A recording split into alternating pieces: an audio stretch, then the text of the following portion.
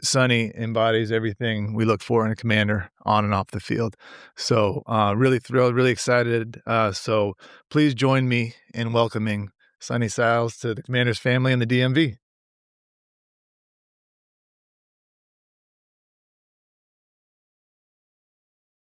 How we doing? Yo, Mike, what's up? Hey, Bobby. And hey, we're going into season 2 of Command the Commute. Talking about the game, going to the game. You got it. Hold on, let me get this. Of course, it wouldn't be Command the Commute if we didn't have some technical difficulties right off the bat. But hey, we're here. We're back. The offseason is going. Full swing. Man, our roster has I think improved right off the bat. Just going through free agency and then the draft just ended. I'm excited. We've got I don't know what list or when it gets released or who compiles it at what time. I guess it's probably when the active roster hit. But last year we were on the older side of the average age per player across the league. I gotta think after free agency and now the guys that look like they're gonna make our team from the draft, I would think that we're definitely on the younger side. I mean, I don't know if we're better, but I'll say that our roster has evolved. We're definitely well, that's one way to look at it. That's a you know, that perspective there is a lot different than the perspective of last offseason where I was going to say it was pretty much the same, but go on. well, no. I mean, re-say what you basically just said. It's evolved, which I think is a really good way to kind of put it. You're starting to see Adam Peters really put together a roster. It's safe to say at this point, outside of Tress Way and a few others, the Rivera era is gone. Oh yeah, that's done for. There's a handful of guys, and those guys, honestly, most of them were there before Rivera. True. Honestly, but I think evolving is a good way to put it, and it also has a sense of realism, not optimism. Right. Because last year's offseason, like many Redskins, Commanders, football team, Washington fans, we were all on the optimistic because we just came off the NFC Championship. Right. Now we're coming off the 7th pick in the draft, rightfully so. Last year was brutal. Last year felt like a Dan Snyder era year in terms of the product on the field. Yeah. Right. And we've talked about that plenty. Yeah.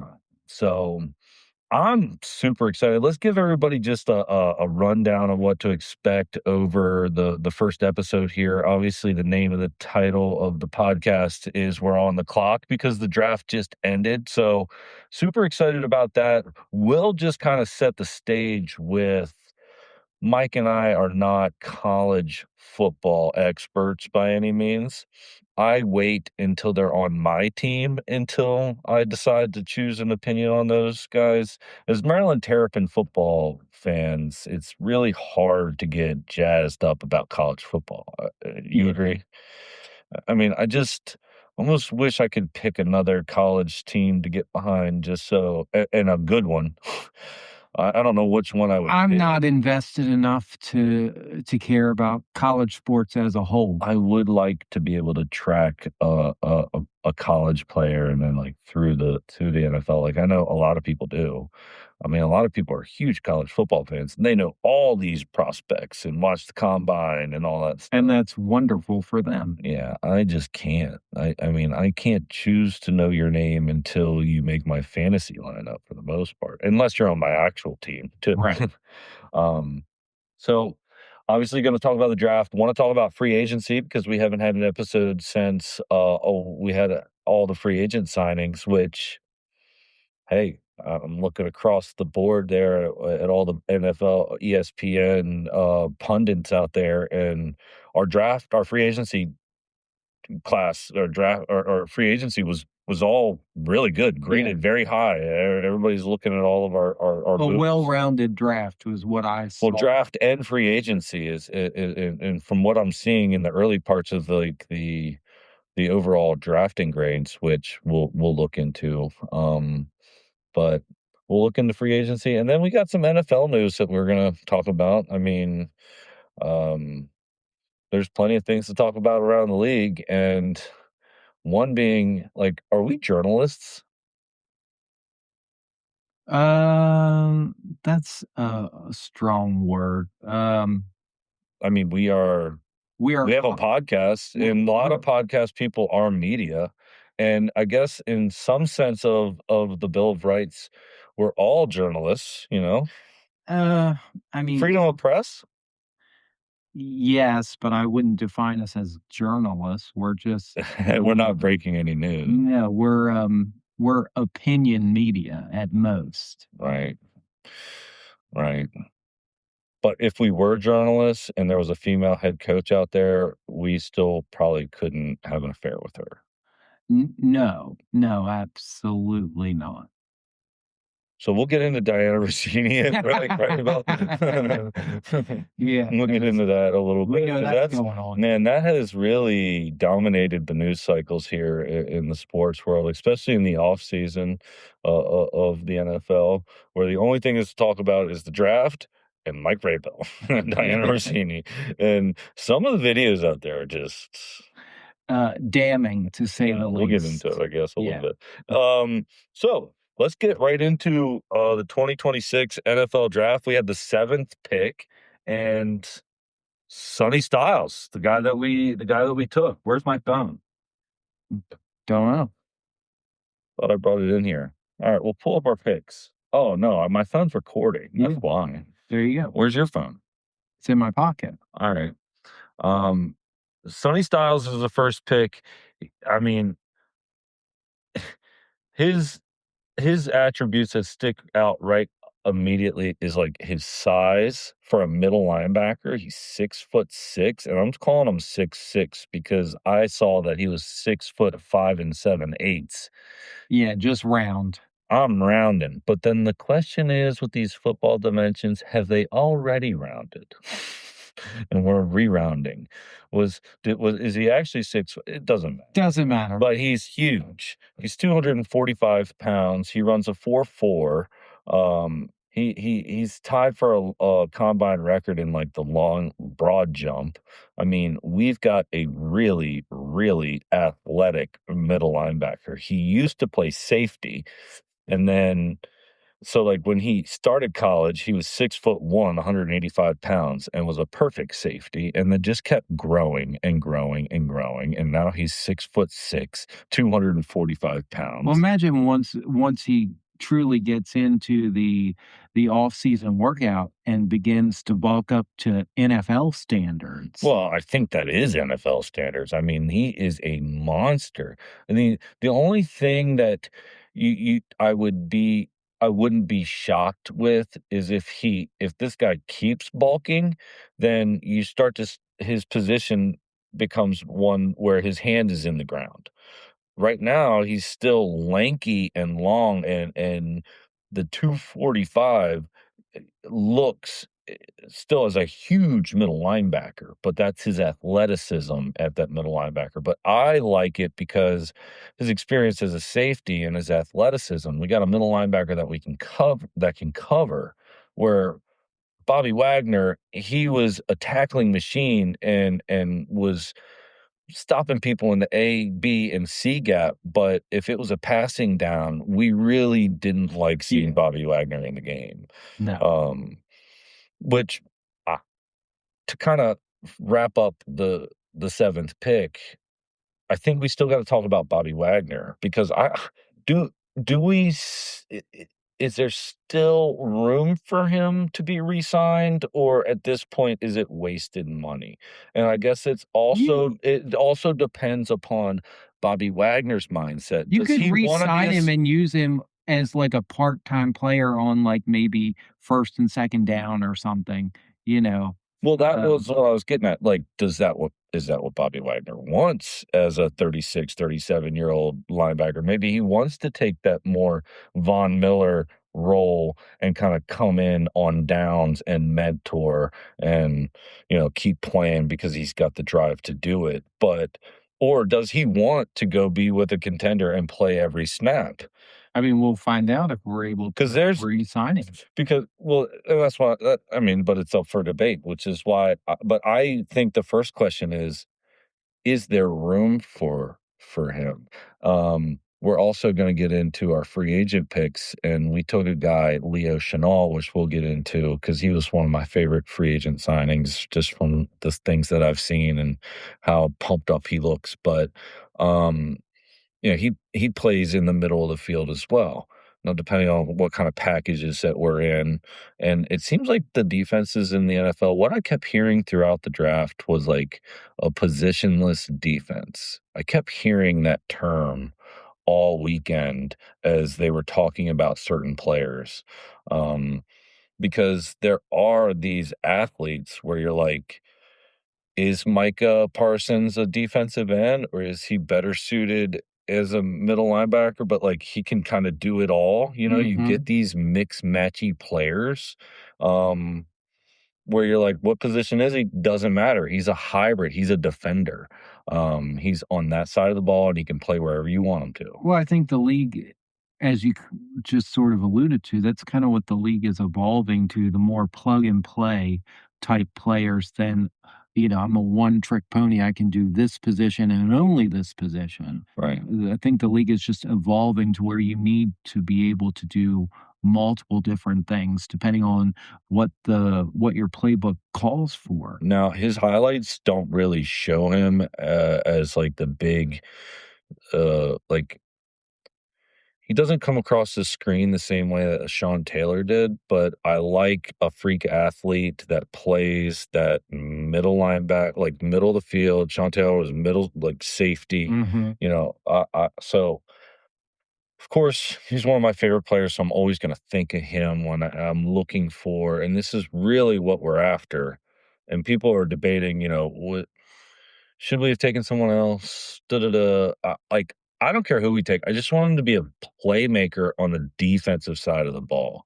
You know, I want the Watt, the Bosa. I want the Miles Garrett. I want the playmaker, the guy that like the flashy And playmaker.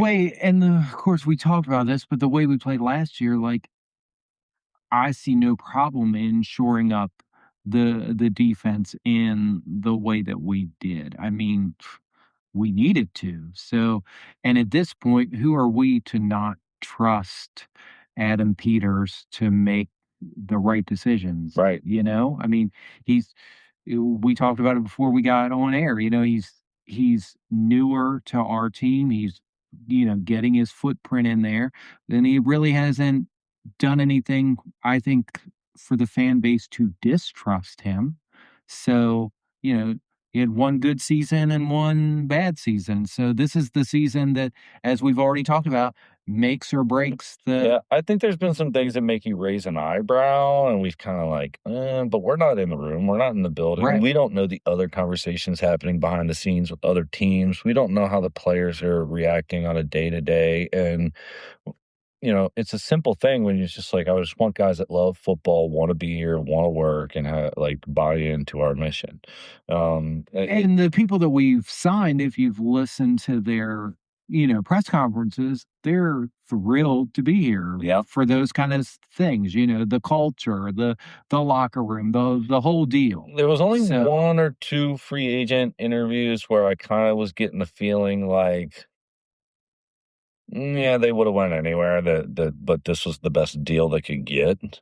Um, and, like, of course, it's a business. That's what they're gonna do. They're gonna go to the team that's giving them the best deal to play there, but at the same time, that doesn't also mean that they can't buy into the system and be a good teammate right. and buy into everything that we're doing as well. Um, alright, I'm just gonna kinda run through the rest of the draft picks here, we with the 71st pick in the 3rd round, we took Antonio Williams, a wide receiver out of Clemson, kinda shifty, like, quick, uh, not 6 foot. I guess that's the end of that. To me, very comparable to a Jalen Lane type of a player, which can kinda confuse me about the pick, but maybe he was, like, the best player at that spot. I don't know enough about the depth of the draft Right. to know any Neither do different. I. So People are still grading that pick really high, for where we took him. Um I'm excited. I like the fact that we're bulking up our wide receiver room because God knows we struggled with injuries last year, and it was that's where thin. that's where our depth was struggling the most. You don't want to have a situation where you're signing 2 to 3 wide receivers in the middle of the season in 1 week and teaching them the playbook and hoping that they can get open. But that's what was happening to us all last season. So got another wide receiver there. In the 5th round with the 147 pick, we took Joshua Josephs, edge rusher out of Tennessee. Um, the little tidbits that I'm seeing on him is just kind of developmental, but look, I don't care. We need developmental players on that side of the ball. Sometimes these young guys really don't catch their stride until their 2nd or 3rd year. Um, we'll get into it with our free agency. Well, we brought back Tim Settle. He was a situation where we would have re-signed him when we had him, but another team was gonna give him a little bit more money.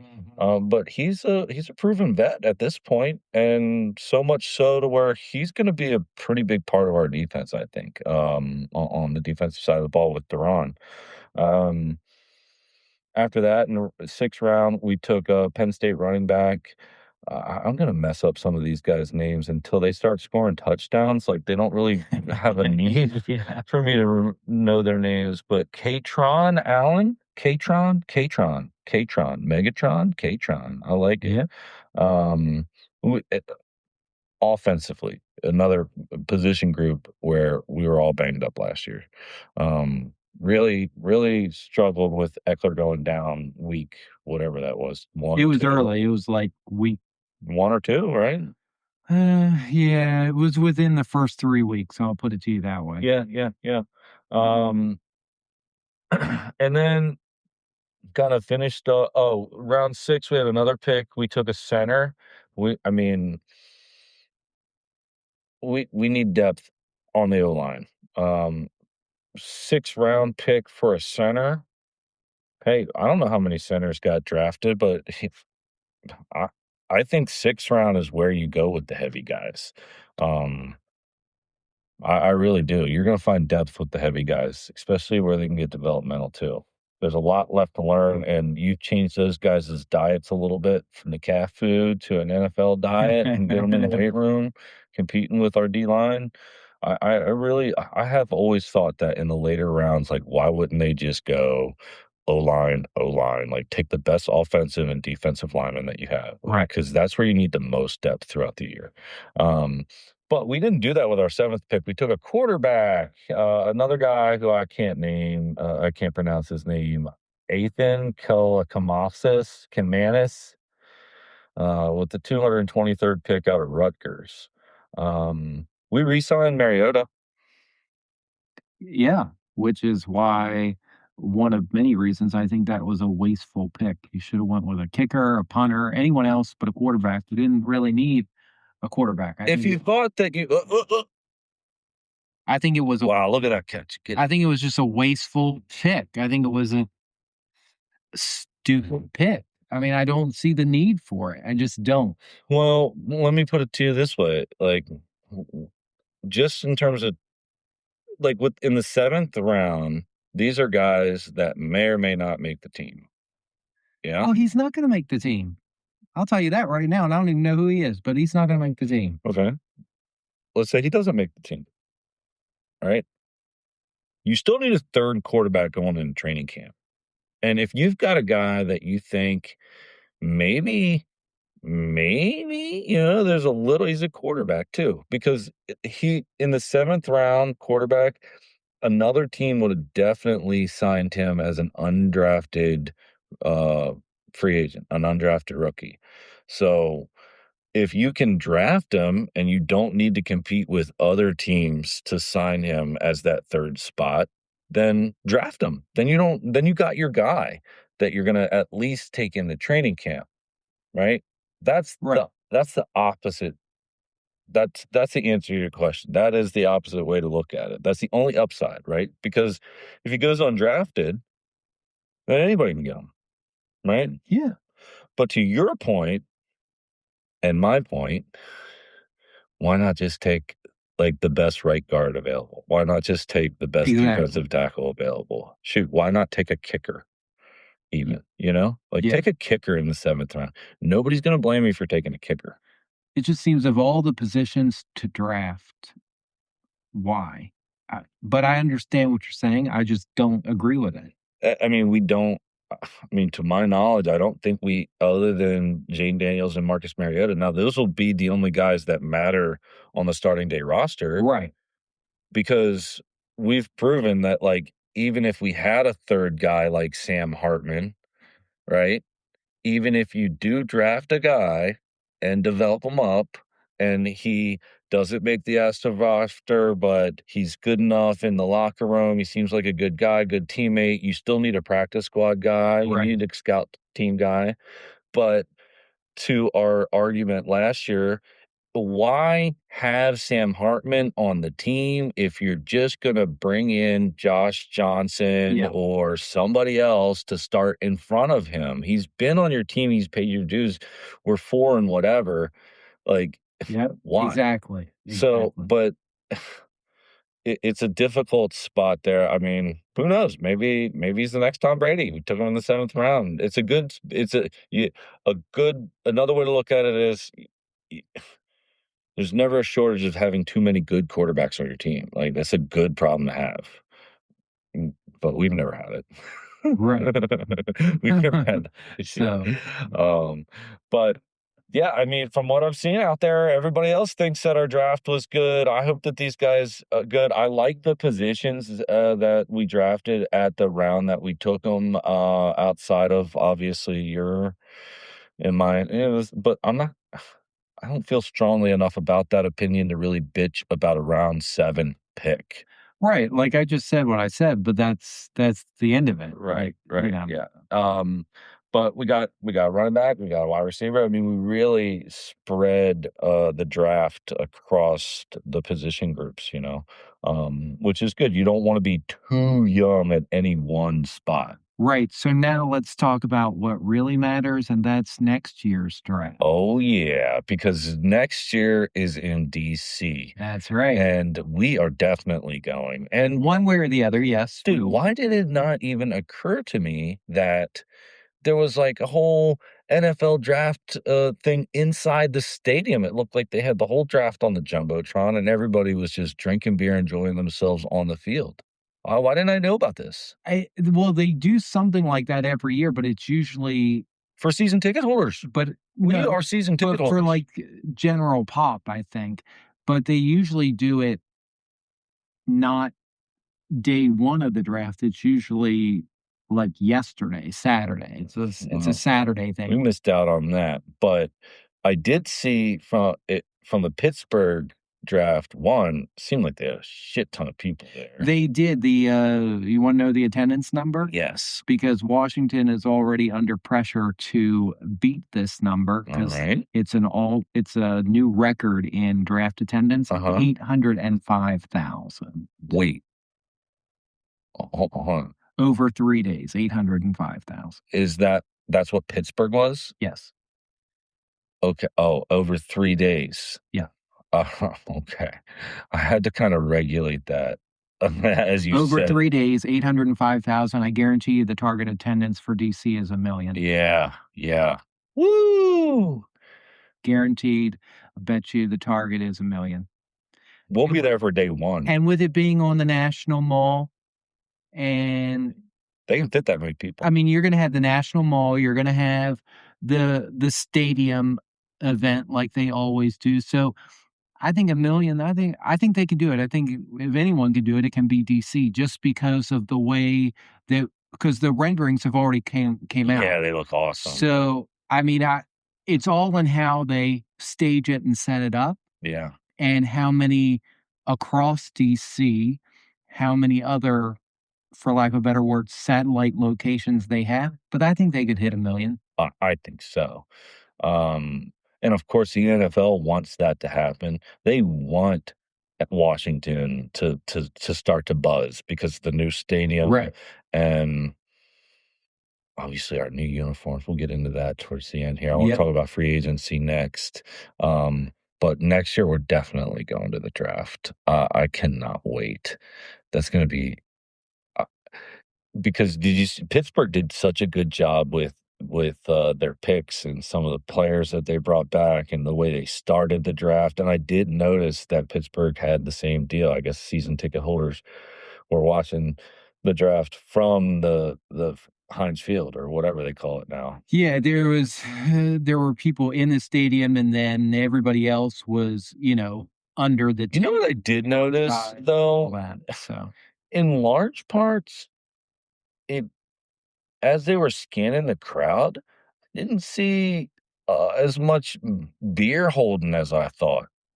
no, it's just people standing there. I mean, yeah, you're just standing there, literally standing there watching the draft. Like, do we have to sneak in a cooler or something?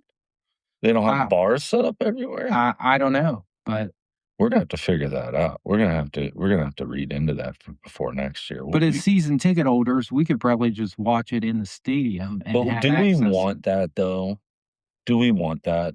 I'm just saying, as season ticket holders, Well, we have that right, yes, but we they're gonna be 25 miles apart. yeah. I wanna go to the draft. I mean, I would like to be on the National Mall somewhere. Yeah, that's what I'm saying. Yeah. So, shit. Well, I guess Because think of we're it, just gonna have to bring our think of it flasks. for a comparison. Think of it as like a presidential inauguration. Mhm. Okay, you're gonna have the main thing there on the mall, Right. and then the farther you go back, you're gonna have TV screens and stuff, and it's just how they set it up. Well, Yeah. I already told you, I'm going to the UFC event that's happening this summer. I It's know coming up too. I know I'm a big UFC guy. yeah. I'm going to the White House. Well, I'm not. And this is where my friends that don't know shit want to chime in. You're not going to go. I know I'm not going to go to the White House lawn and be a part of the 5,000 people that sits around the octagon. Nobody's going to be able to do that. They're going to reserve that for people with clearance to go to the White House Right. and like military members, and they're going to put them all there.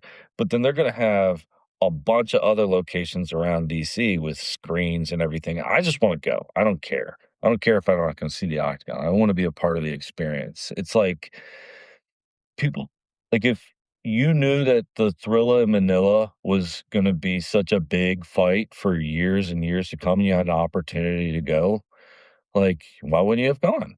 This is gonna be a fight card that they talk about forever. Um, and everybody's got the opportunity to go. It's free to go to one of those watch areas and see it from Yeah, big screen and I be hear part of you. the whole thing. But anyway, free agency, we were active. I was happy with our activeness.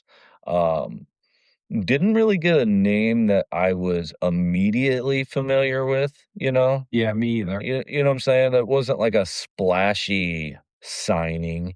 Um, but and it's just so weird to kind of regulate expectations over the contracts that you get anymore because it's like, what like, what's $100 million get you anymore? And it's like a lot. But, like, it seems like a lot of players get $100 million deals now, not where it used to be like the first guy that got $100 million contract, but now it's not as rare Right. because the way that the contracts go up every single year. Mhm. And so you kinda have to regulate your mindset with the current market value every single year with the money that goes out to these players. But I feel like the contracts were good. I did tell you I was excited about my boy Leo Chenal. I hope I said that right. But he's a guy that I'm excited about, and we'll let everybody kind of hear a little clip on his initial press conference. That you most bring to the Commanders? I've said it before. I'll say it again. I bring violence, physicality. Game day, I'm bringing that energy, that juice. I'm ready to get these guys rolling. Not that they need it anymore, but I'm ready to uplift any way that I can, supplement any way I can, and again, get this rolling. Let's just continue to build every aspect of the game. I can really be anywhere. Whether it's on the line, off the ball, defending a pass down the field. It's just really kind of building off things. Eyes are continuing to progress and make plays into coverage as well. So it's not only defending the run, but being able to drop back, cover a tight end, whatever coach asked me to do. I'm ready to do it. It's different. I've heard great things just about the coaching staff, especially recently. I got former teammates here that are on the team now, and just the way they describe the coaching staff, just the kind of the vibe, just the way it is, and guys are excited here. Guys are excited to show up to the building. Guys are loving football here. It's just so many good things. I really haven't heard a bad thing about the culture that they're building here, that we're building here. So I'm just excited to be part of it. All right, free agency, Leo Chenal, linebacker. Sounds thrilled to be part of our team, I'll tell you that. He really does. Like, he really seems excited about a new opportunity. You kinda hear it. For those of you that are curious, listen to this, go over our TikTok page, Command the Commute podcast, and I made some compilation videos of their intro interviews and cut together their highlights as well. And out of all the interviews, he was the most jazzed up. Yeah, And he not seemed to to be take the away from most the other excited. guys, because guy like Amik Robertson from Detroit, he signed a 2-year, $16 million deal, $9 million guaranteed quarterback. I'm excited for him too. He seems like a dog. He seems like a guy that just wants to get after it. A little bit undersized, but for a cornerback, who cares? And just like with the draft, it seemed like we're making the right moves in terms of position players and where we're trying to we're plugging holes. We're plugging holes for sure. The big signing, Odafe Oweh. Yeah, I think I nailed that name. I think you did. Defensive end, 4-year, $100 million guy, $68 million guaranteed. He was playing with the Chargers before. He had played with one of these guys that like ends his rookie deal. They're not going to re-sign him. They trade him before the deadline. He was with the Ravens prior to. But he was a first-round draft pick once upon a time. Still a young guy, 26, 27. Yeah. Most of our draft or free agent signings, they all seem like they were in that 25, 26, 27. Well, we needed to go younger. Yep, we needed to go younger. But excited about that position specifically for a big free agent name. Like he's the big name that we got in free agency. And I hope we are just filling up the defensive side of the ball with playmakers, because around our division, we've got tough offenses to compete with. God knows what we're going to see with the new and improved New York Giants, the hardball Giants. I hope they're not good. I mean, I hope they're not good, but they're improving, but it's easy to look at rosters that need improving and saying, "Oh shit, they're improving," like similar to ours. I saw reaction the videos. Giants, they were worse off than we were. So right, but I see reaction videos of the Dallas Cowboys stadium of their draft, and when we picked Sonny Styles at 7, they were all pissed, which I love. Yeah. But that's the thing. Our roster has plenty of ways to improve. Rashad White, we took 1-year deal. He was with Tampa. Been around for a little bit, but still a young guy. He's got an incentive-based deal. But that's another position where we need as much playmakers as we can. We re-signed Jeremy McNichols, but we did not re-sign Rodriguez. So we've got our new guy out of Penn State. We got McNichols back. We got Bill back. And then we've got Jerome Ford, another guy, 1-year deal. He was with Cleveland. Not all these guys can make the team. No, I don't know. there's going to be some cuts. I don't know So who. I like them all. time will I tell. wouldn't be surprised if McNichols is the guy to get cut because I mean his deal is only 1 year, 1.4 million. So it seems like a contract that's cuttable compared to Yeah. some of the other ones.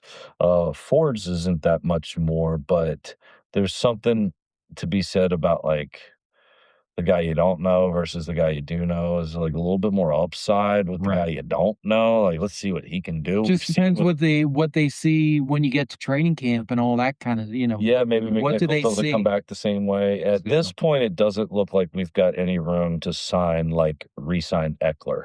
No, he's going to try to make a comeback.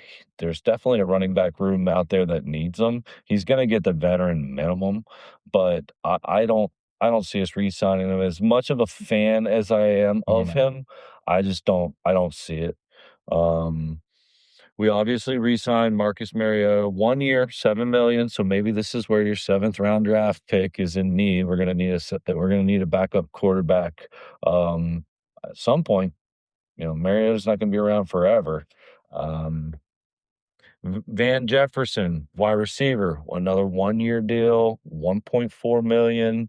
Another 1-year deal, 3 million is bringing back De'Ami Brown. Remember him? He was our 3rd round pick. And then he went to Jacksonville because they gave him money. I just didn't think that he definitely wasn't worth the money that they gave him when he went there. But now he's hoping for like a rejuvenation going back home Right. for his whole career. Because if he don't make it work here, then he's looking at the UFL. Yeah, isn't that the truth? Yeah, or whatever it's called now. A couple other guys that I am excited about is Calavion. It's one of those guys. Chason, another defensive end, just another 1-year prove-it deal. He was with the Patriots. He's excited to be here. I know that. I got that from his deal, from his interview.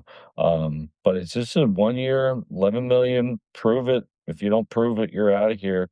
On the offensive side, the free agent sign that I'm excited about is our tight end.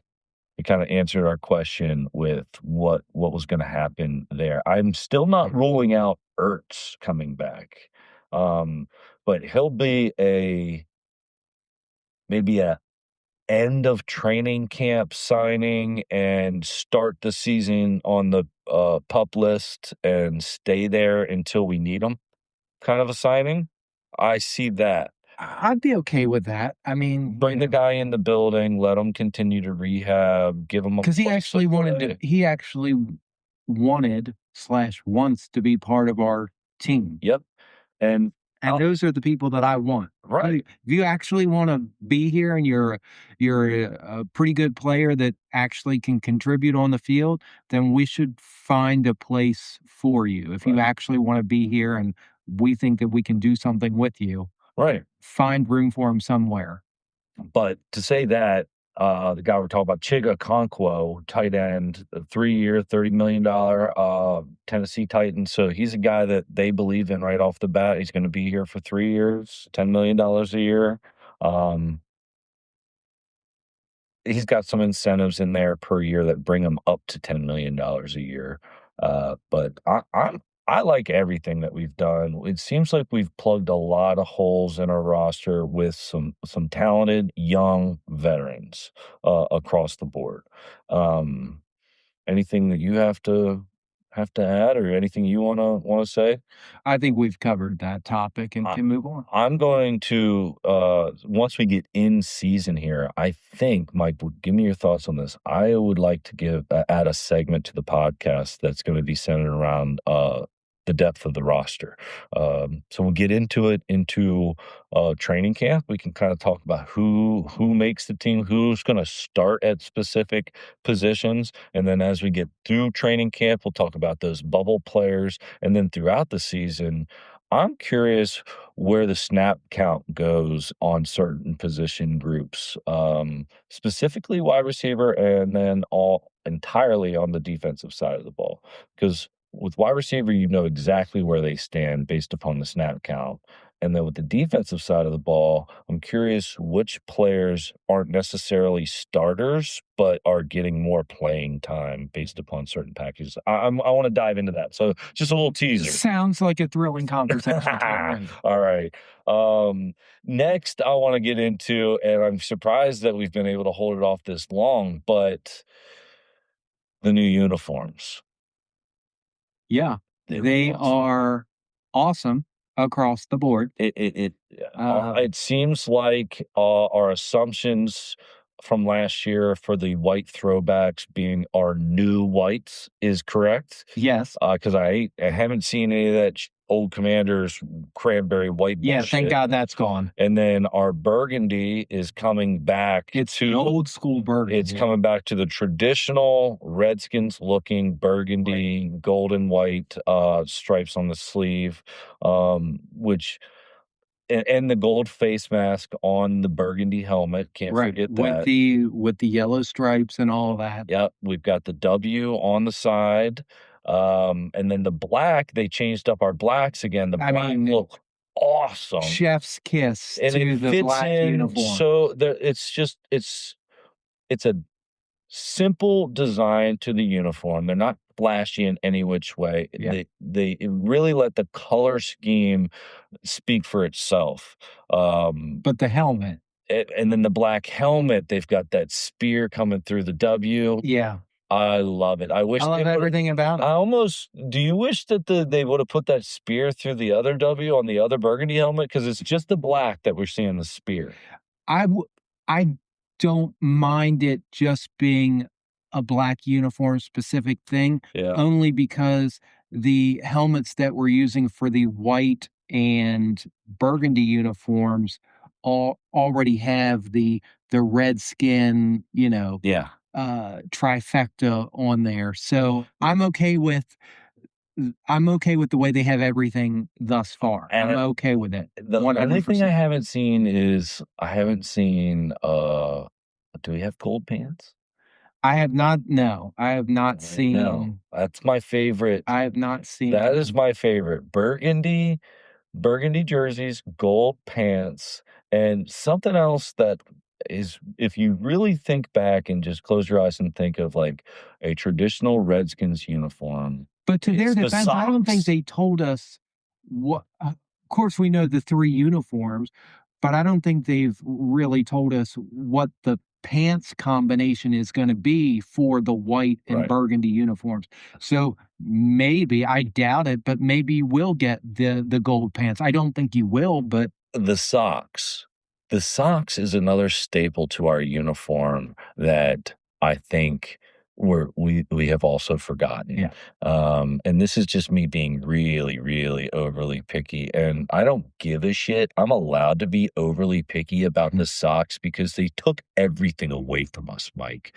So but they're giving it back slowly but surely. Well, and how far do you think they're gonna go with giving it back? Because there's a lot of debate on that. I know. Let's debate it. How far do we go? Like, what are our chances? If we're looking at the pie chart of chances and we're looking at like percent chance of like going back, I mean, you follow? Yeah, I do.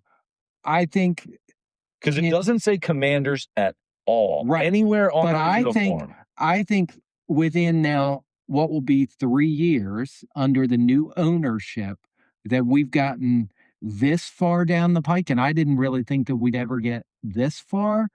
I'm going to say it's better than 50-50. It might be like 70-30 that we go fullback. Fullback. You're in the boat that we go that there is a possibility that we go back to the old Redskins logo and the old Redskins name. The name is where I'm not 100%, but the logo for sure. So I mean, I think because we talked about this a little bit in season 1. Yeah. By the time we open the new stadium, I think that's when you see at least the old logo come back. You might not get the Redskin name, but you'll have the logo. I don't know I just don't know if the name itself will be able to come back. I mean, the logo, the emblem is one thing, but people are always going to be caught up on the name. But I don't see how you can bring the logo back without the name. So I think, I agree with you in this. We're practically there now with the 3 uniforms that were just unveiled. We look the same. Yeah. We don't look like the expansion team that we did look like over the last couple years with some of our uniforms and the way that we looked, especially as the football team. You go back and look at some of those. Remember when we put the numbers on the side? Yeah. And at the time when we're looking at it and we're like, well, I mean, it is what it is. It doesn't look horrible. It's kind of got its own kind of. It's a team without an identity. Yes. Yeah. Right. So, I mean, I don't know, man. This is just, I would like to have an honest debate with somebody that can sit on the other side with me and really tell me what I'm missing here. But if it doesn't happen by the time that we open the new stadium, if we're not there by the time we open the new stadium, it's not going to happen. Agreed. Yeah, I actually think the decisions will have to be made in 28 or 29. So the new stadium opens, 2030, right? Yep. 2030.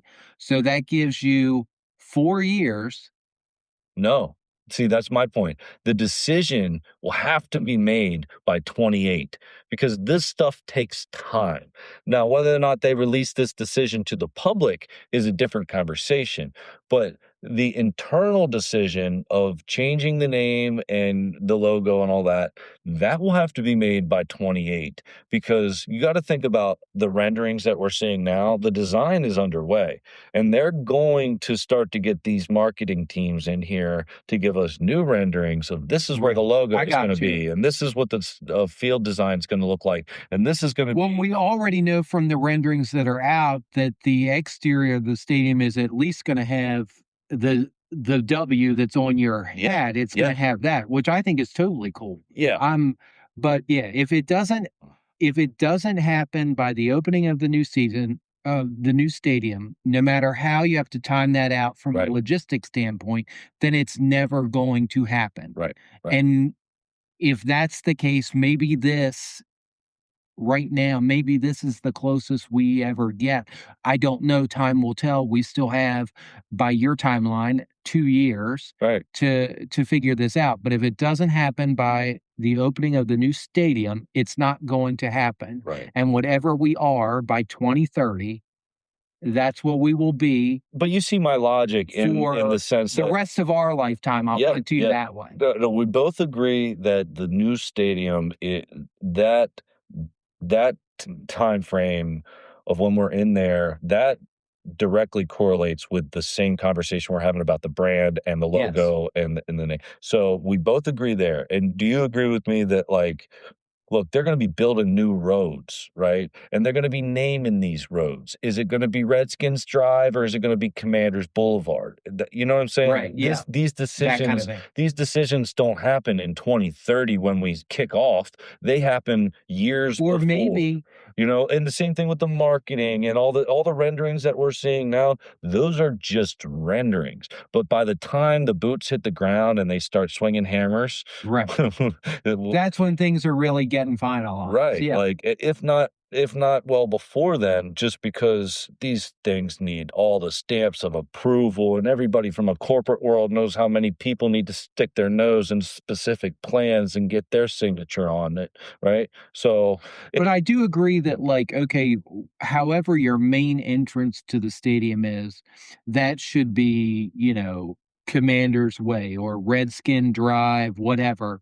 And then any offshoot off of that should be player specific. yeah, sure. And any like garbage dumpster alleys we can call Snyder Way. Yeah, yeah, yeah. Which, while we're on the whole name thing, like, and I was saying this a little bit ago, is I would like to have an honest conversation, not necessarily a debate, but if someone could educate me, uh, I would love my mind to be changed or broadened in the sense that I don't understand why it's more racist for to have the Redskins logo and be called the Redskins than it is to completely whitewash Native American culture out of pop culture and conversation entirely. Why can't the team be why can't we embrace that culture? I would love to see a Native American themed a halftime show, and I would love it if the Redskins organization were the reason why people are educated on the Native American culture. You know, well, I don't understand why it has to be a negative connotation. I But would we already know that it's not because I would argue that most but Native Americans, if but you we asked them what their already favorite team but was, we they would have already said but Redskins. we already know that it's not because Kansas City, the winning franchise of Kansas City, was not forced to change their name. Right. So we already know that the moniker of the Chiefs, which is basically the Redskins in a sense, is not offensive. So if the Chiefs isn't offensive, then the Redskin isn't. It's just the difference of the Chiefs are a winning franchise. We were not. So Yeah, but even we were on that, easy like, targets in that I sense. honestly, yes, I agree. I think just saying that we were, if we were coming off of a Super Bowl, we wouldn't have changed our name. Yes, I hear your point. I agree with you. Um, but if we're putting the shoe on the other foot and kind of taking the stance of like being like delicate about the situation in the sense that yes, skins is in the name. It does refer to their skin tone red. I get it. And I understand how certain people might feel a specific way about that. But nobody in large part ever said Redskins and thought to themselves, like, as in a derogatory term. It would just reference Native Americans. That's the only thing that people thought of when That's they the said only thing I Redskins. ever thought of Right. because we had the logo. So like that's just what I automatically always thought of. Right. Right. And The culture of the Native American. right, and I will always say that Dan Snyder's biggest mistake as it related to the name was that he didn't hire a Native American within the organization, and, call him, fan relations or call him give him a business position. There's a ton of really good Native Americans around the country. From a PR perspective, yeah, we could have done a lot Fan more. relations, Yeah. and then put that guy responsible for, um, fan outreach as it relates to those Native American, cultures and stuff like that. Now, everybody that lives on this land would love to embrace that culture. We it I don't know. Instead, it was just Dan Snyder and Bruce Allen going up there, these rich old white guys just telling everybody, "Trust us, it's not racist. Didn't you read the Washington Post?" Mhm. And, like, that's not the tone that was appropriate for trying to keep the name. But I I don't know. Anyway, let's move on to the other NFL news. We got a couple minutes left here. Do you wanna touch on Diana Rossini and Mike Vrabel?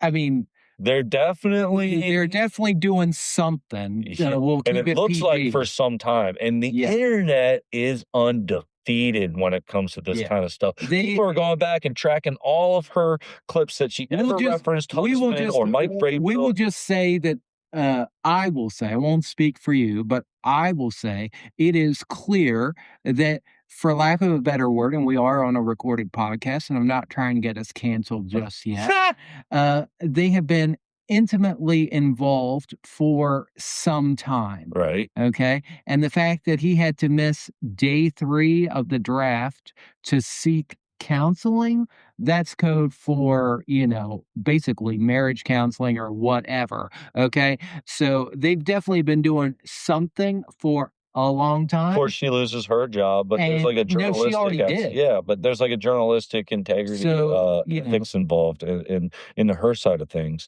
Yeah, could you argue but that he's not she the first. loses? But he's not the first person to have an affair, and she's not the first person to have an affair or something else.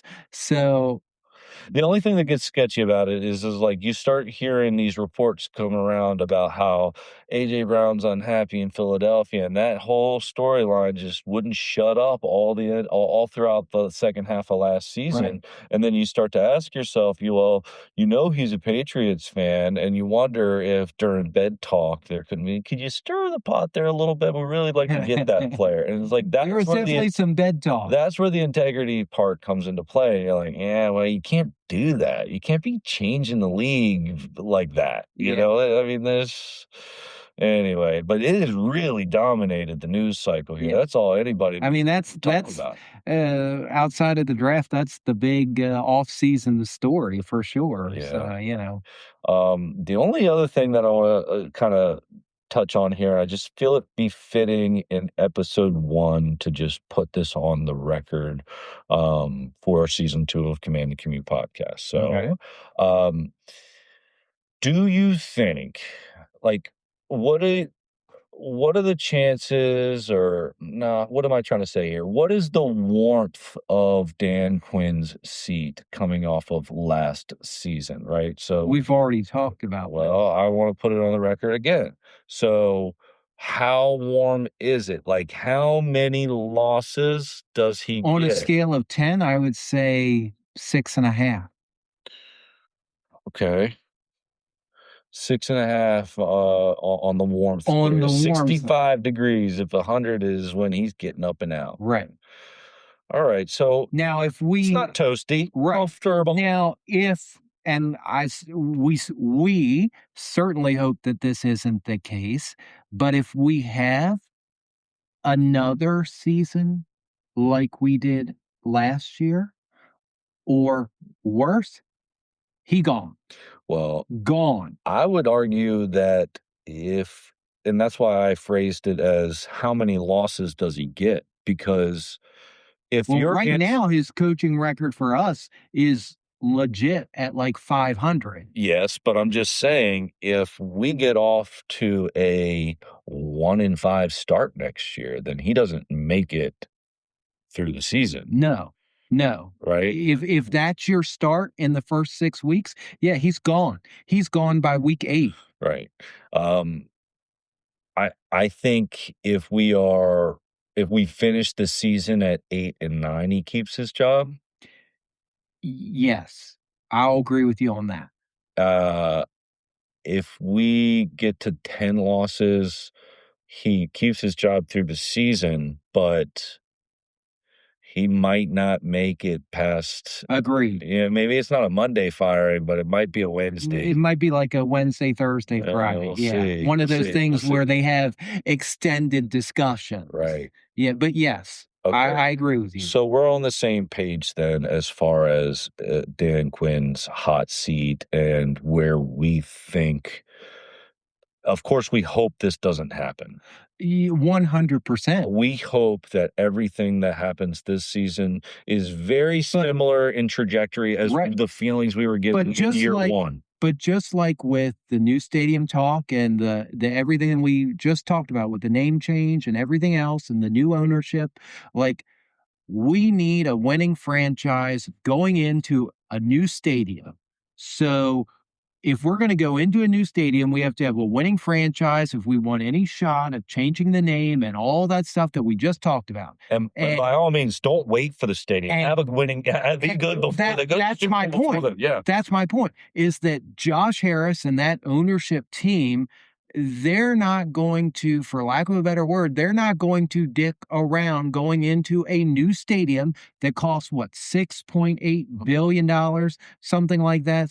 So they're not going to mess around. Right. So he is on a short leash. I think it's $4 billion, but yeah. I think we're close to $3 billion, and Washington's in about $1 billion. But he's on a short leash because you're going into a new stadium. You want fans to sit in those seats. Yeah. Well, okay. The stadium, I think, is going to hold what, like 60,000 people. Mhm. So you're going to need a fan base that wants to show up.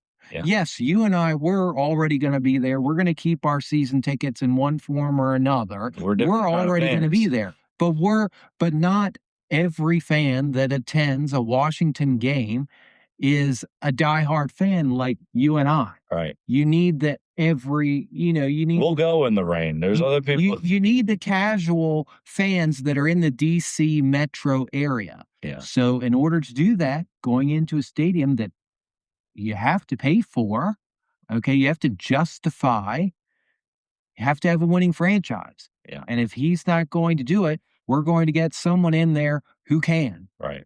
Yeah. And we're going to continue to do it until we win.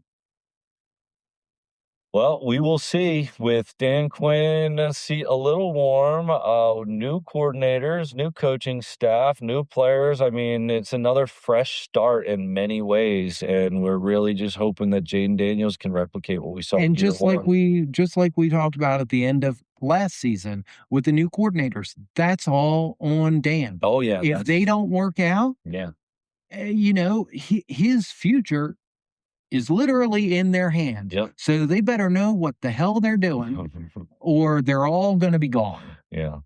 All right, we'll sign off with this because you seem a little heated right now. Tell me about your WrestleMania experience. It was. And by experience, I mean watching it from home.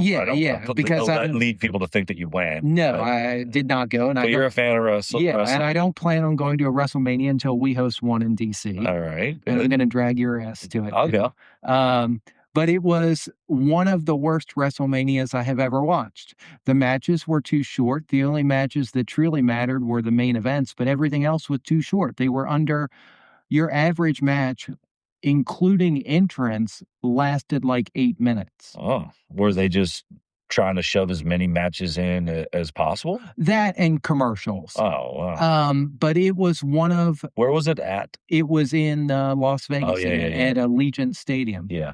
But it was just a bad WrestleMania. It was... Who was the main events? Night one was Cody and Randy Orton, and night two was Roman Reigns and CM Punk. That match, night two, was outstanding. You need to go back and just watch that one match. Right. It was wow. I'm surprised that CM Punk was the main event. Well, he was night two. I mean, obviously I'm so out of touch with wrestling. I don't know the lead up and the storylines leading into all that. I mean, you just look at it as a name, right? Don't even talk about the build up to WrestleMania. That sucked too. Okay. The build up sucked too. But I watched because it's WrestleMania, and like I'm not gonna not watch. Right, yeah, I know that you're a fan. You're a fan. But it was just a bad. It was, and by all means, there's certain characters that can come back that get me a little interested just from when I used to watch. Well, no one of the old characters, no one came back. Oh, okay. So don't go back watching anything. Oh, I'll see like whoever. Yeah. You're not going to see truly old school. I really don't care to see Logan Paul jump off the top rope. I mean, I'm sure it's cool. Yeah, but I'm not a fan of him either way. I think he's a giant. But he's like one of the guys now. Like he's like one of the main headliners of He's allegedly full time, but I mean, it's who knows. All right. Well, anything else?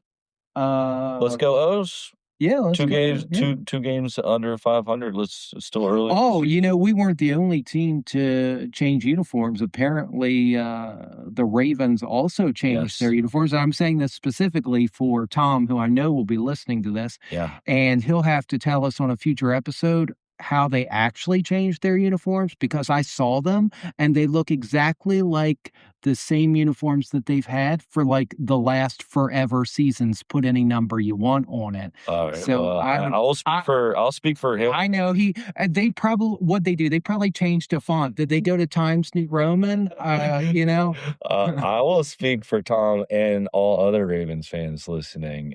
Fuck you, Mike. They did a lot of different. Oh, I bet they worked real. Oh my gosh! I Because mean, I'll say this. So did they really? They must have really round those zeros. Tom and I went golfing. The day This is exactly why I brought the this day up. after Because I know he's going to listen to this and be like, "This is." We went golfing the day after our uniforms got released, and that day, they Ravens released their new uniforms the day after ours. Yeah. And so we were sitting there just going back and forth, and yeah, ours are pretty simple. It's just like showing somebody an old Redskins jersey. It's like, see what we did, and they're like, yeah, cool, nice colors. And then Tom, he's showing me like the stitching and the patches, and then underneath here, and then on the collar, and then this, and then that. And so, like, if you ask a Ravens fan, they see every little detail because their uniforms have details. Ours are golden white sleeves on a burgundy uniform, and we're all jazzed up because the border of the numbers are how we used to like them. But Ravens fans are listening to you and they're like, screw this guy, our uniforms are dope, they're all different than they used to be. But I'll let Tom come on and correct your ways. I don't mind the Ravens. I don't mind the. No, I think I like their uniforms, but I don't see. I like their all blacks. All blacks have always been my favorite. My point is, I just don't, as a watcher of them, and I am not a fan like Tom is a fan of the Ravens for obvious reasons. But Tom is more of a fan of the Commanders than you are of the Ravens. I can say that. You can say whatever you want. I don't care. Right. I don't see the changes in there. It looks like the same uniforms that they've essentially had, since the beginning of the franchise. All right, well, looking forward. I mean, maybe they changed the color purple. Maybe they went a shade lighter or something. Who knows? I don't think it's so much in that. But all right, hey, thanks everybody for listening. This is obviously the Command the Commute podcast, and this is episode 1 of season 2. We're going to give you another episode here in a couple of weeks when the schedule gets released. That's right around the corner, mid-May. And that's when we can really start planning out our year. Yeah, we already know who we're going to play, just not when we're going to play them. And we know we have a London game. We have a London game, which is a home game for us, right? It's a home game. But I hate it when they do that. It should be an away game. Yeah, well, the other team's thinking the same thing too. Yeah, so, well, our team's the one. But yeah, so we'll get into the schedule and probably give our like way too early win-loss prediction because that worked out so well. Oh my gosh, no, we'll do 2. We'll do right when the schedule gets released, and then we'll do one right before the season starts, like we did last season. But thank you guys for listening, and we will see you all next time.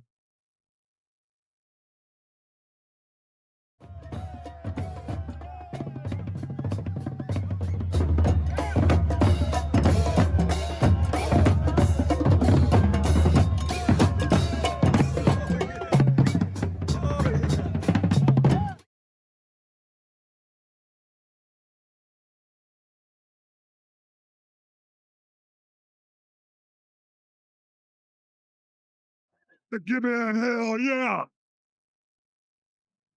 I said, give me a hell yeah. Thanks for listening to the Command the Commute podcast. I now welcome you to crack a cold beer, cook up some chicken wings, and enjoy the football game. Because the Commanders, the team, the Redskins, or whatever else you call them, is gonna kick some ass. If this is a home game, Bob and Michael will be in the red zone lot at Northwest Stadium.